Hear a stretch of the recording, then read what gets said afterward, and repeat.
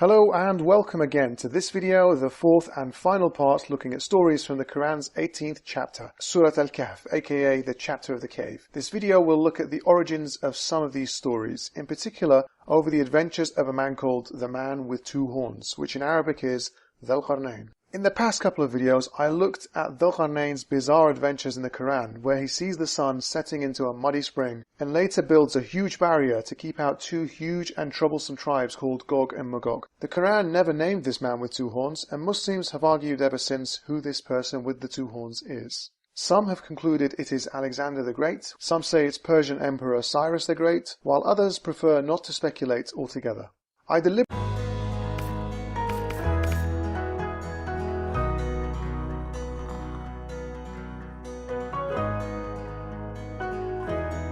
نقداگین کانالی مؤلف در حوزه نقد فرهنگ.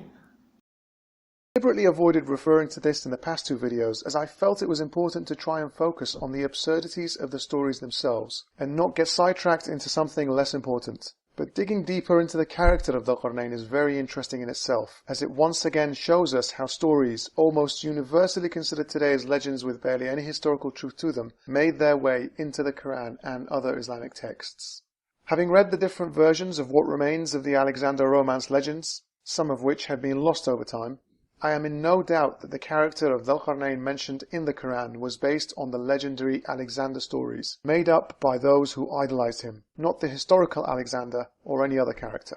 So, who was Alexander the Great? Well, in brief, he was a skilled Macedonian leader/general who managed to conquer much of the known world at the time. His empire eventually stretching from Egypt and Macedonia in the west to modern-day Pakistan and Tajikistan in the east. Born in 356 BC, Alexander was born into a life of privilege and even had Aristotle as his tutor. He revered Cyrus the Great to such an extent that upon conquering Persia, he began to embrace many cultural aspects of Persian life, as well as claiming divinity and ordering his subjects to bow down to him in ancient Persian fashion called proskinesis. Proskinesis was a Persian method of worship. Let me ask the Muslims watching this, does this look familiar? Except for the last stage of Persian proskinesis, with the entire body lying face down, it's pretty much exactly what Muslim prayers eventually became as well. Remember that next time you're in a mosque. You're simply seeing an ancient Persian ritual of worship, not something new and unique to Islam. Anyway, I digress. So, before setting out to conquer Asia, Alexander brought along the well-known historian of his era, Callisthenes of Olynthus. He wanted Callisthenes to record his exploits and the march of the Macedonian army east. But Alexander's attitude and growing arrogance were not always well received by the Macedonians around him. Callisthenes was one of those who came to despise much of Alexander's behavior, in particular his demand for others to worship him. Callisthenes was imprisoned until his death in 327 BC. His historical works were all but destroyed. 4 years later, Alexander died at the age of 32 in Babylon. Having won every single battle during his life, crushing a once giant Persian empire and creating the largest empire the world had ever seen at that stage in history, Alexander inevitably became a legend. Stories were created to portray him in an ever more flattering light almost immediately after his death, with tales of his adventures growing more and more spectacular as time progressed. But which came first? Did the Alexander romance stories predate Islam, or was Islam first in revealing these stories?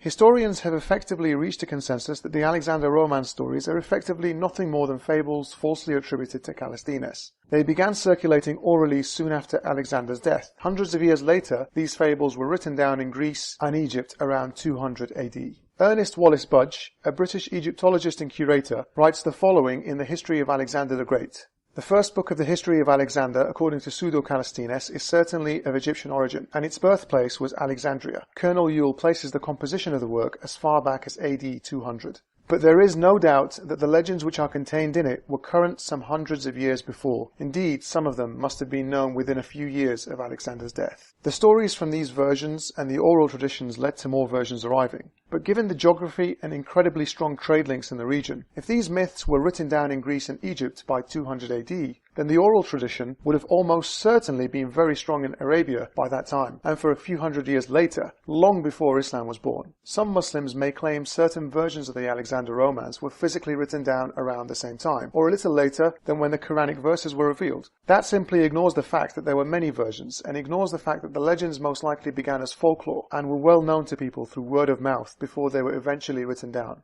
Even within Islam itself, the hadiths and the seerah were only written down a couple of 100 years after the stories and sayings allegedly occurred. We also saw in an earlier video how the Quran appears to borrow the idea of the sun setting into a muddy spring from a pre-Islamic poem by Tubba, as evidenced in early Islamic sources which tried to give the verse legitimacy. This shows that the legends from this man with the two horns were in Arabic poems long before Islam was even founded. So it's clear that the myths regarding the man with the two horns were prevalent in society sometime prior to the birth of Islam. Even the Quran itself lends credibility to the idea that these stories were around before the Quran. As we saw in the first video analyzing chapter 18, Muhammad was challenged to recall a number of stories to prove his prophethood. He requested one day to get back to them, took 2 weeks, blamed it on God getting grumpy because Muhammad didn't say inshallah, and then told them their answers in the vaguest way possible. But it's not just the hadiths providing context to this verse that shows this was the case. The Dhul Qarnayn story in the Quran actually begins with the verse 1883.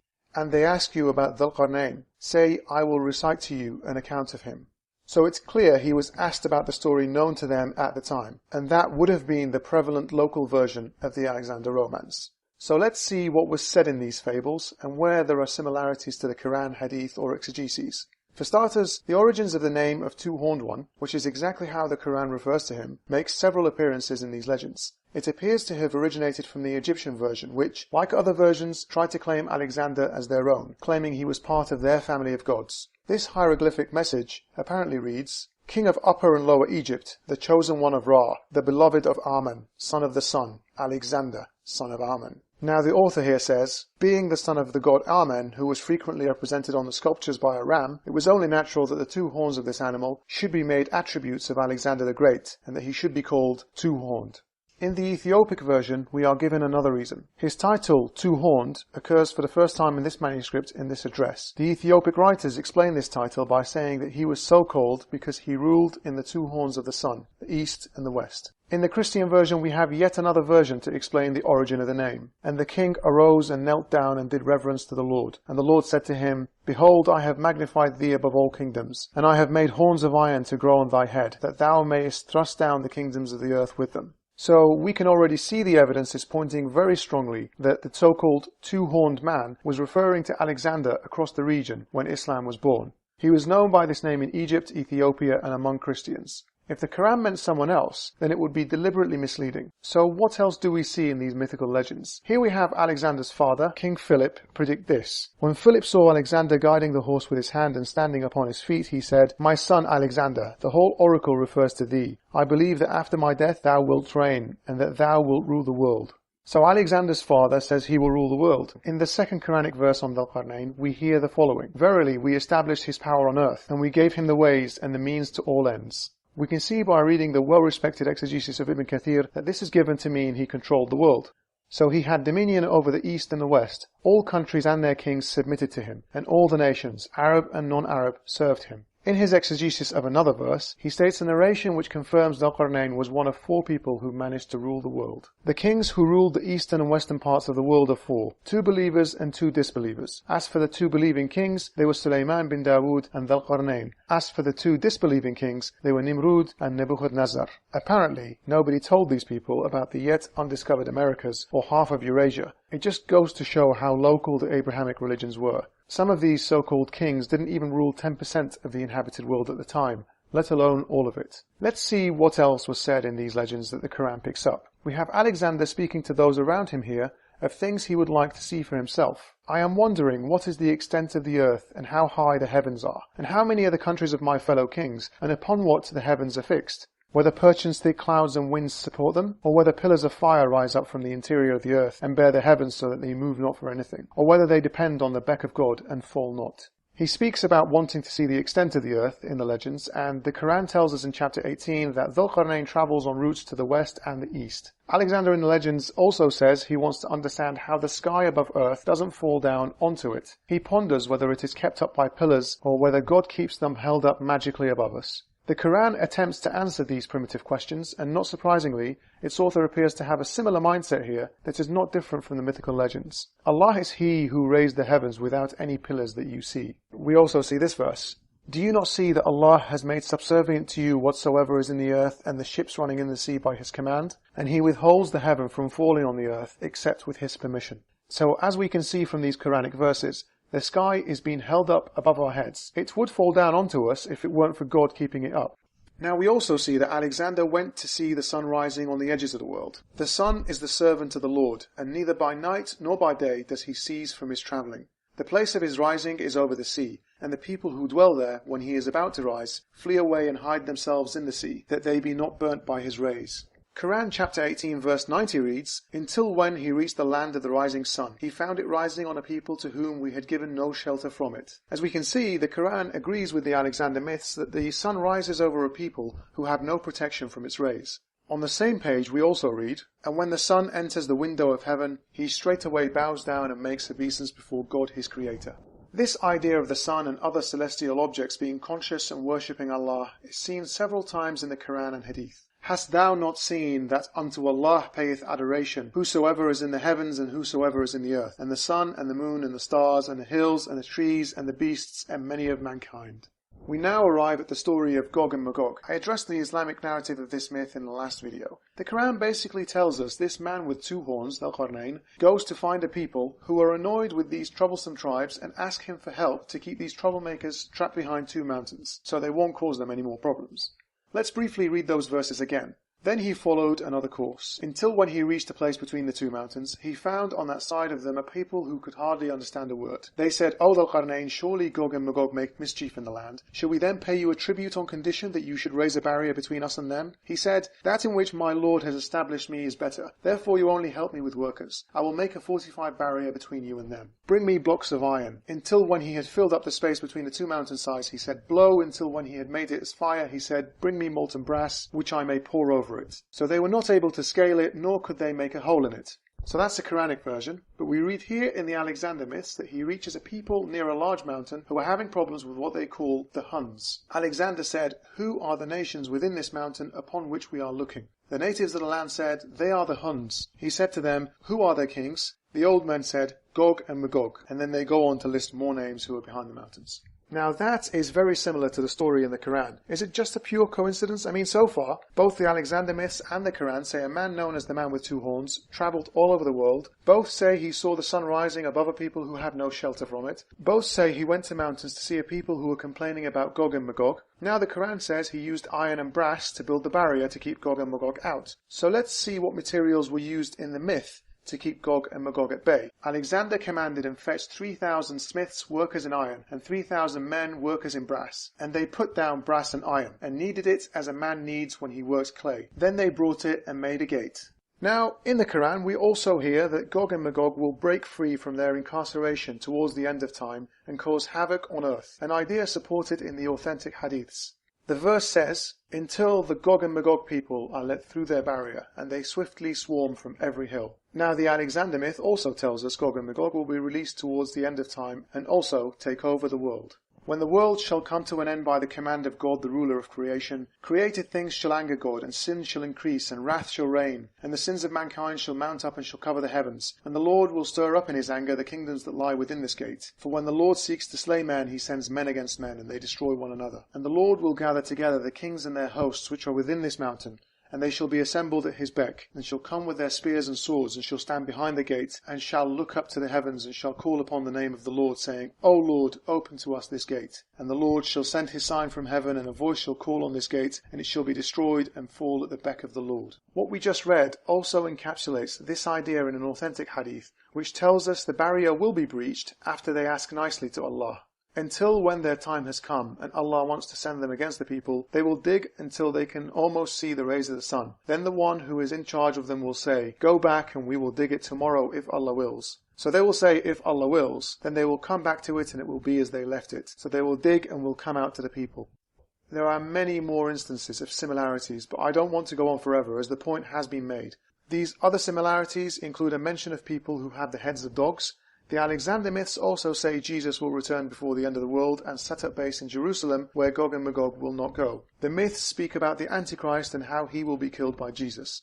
I'll put the references for everything, including these last ones, in the description box for those who wish to read further and see the similarities for themselves. So, as we've seen, the similarities between the made-up mythical accounts of Alexander the Great and the character of Dhul Qarnayn in the Quran are obvious. We also saw similar answers to the primitive questions that had obviously baffled desert dwellers at the time, like how does the sky stay up and not come crashing down? Is this all a coincidence? Why would the Quran use so much of the mythical stories of Alexander, nothing more than made-up stories bearing little resemblance to actual history? By believing these stories, Muhammad, or whoever else authored the Quran, caused huge problems for the religion. Now Muslims have to come up with lengthy, nonsensical excuses to explain the verses about the sun setting and rising near people here on earth. They also have to tell us why we can't see this great wall of iron and brass. These stories and many others have made Islam simply indistinguishable from any other mythology. Early Muslims in general had no real problem in identifying Dhul Qarnayn as Alexander the Great, but as time progressed and it became more evident that the historical Alexander was a polytheist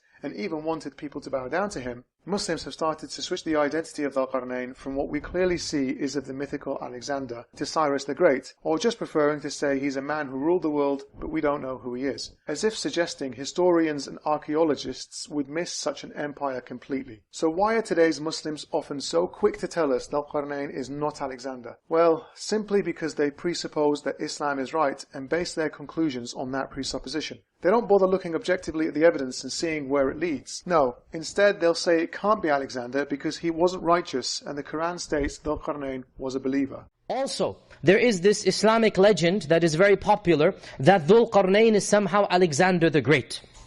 And the fact of the matter is that there is not a shred of Islamic or historical evidence that links Alexander the Great with Dhul Qarnayn. In fact, quite the contrary, there's a number of things that do not fit at all with Alexander the Great and Dhul Qarnayn. The most important of them, Allah describes Dhul Qarnayn as being a pious Muslim, a good man, as a rajul salih, as Ibn Abbas said. And we know historically beyond a shadow of a doubt that Alexander the Great was a pagan idolater. He was an idol worshipper. His teacher was none other than Aristotle. Aristotle was the tutor of Alexander the Great. This is literally historically.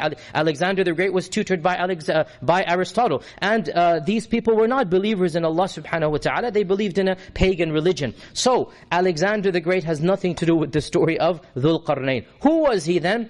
Allahu A'lam. People, if you look at the books of tafsir, they give all of these stories, and really in the end of the day, these are simply Islamic legends. There's no shred of evidence in the Quran and Sunnah, and the more details we go into that are unnecessary, the more trouble we put ourselves into. Let's stick with the Quranic story and don't go too much into the details that Allah did not care to tell us about because they're not relevant. See that? He realizes too many questions over this story of the Quran will lead to problems. But why should it if it were true? Why should it lead to problems if the Quran is indeed a perfect book? Surely analyzing a so-called perfect book and believers trying to understand the stories contained within this scripture shouldn't lead anyone to face problems. This apologist basically begins with his conclusion that the Quran is perfect and tries his best to make everything fit so it can remain consistent with his conclusion. This is not the way any academic assessing the Quran's claims objectively would look at the issue. Instead, one would look at the data and the evidence, and in this case it's pretty strong, and conclude that the story appears to be taken from a mythical legend circulating at the time.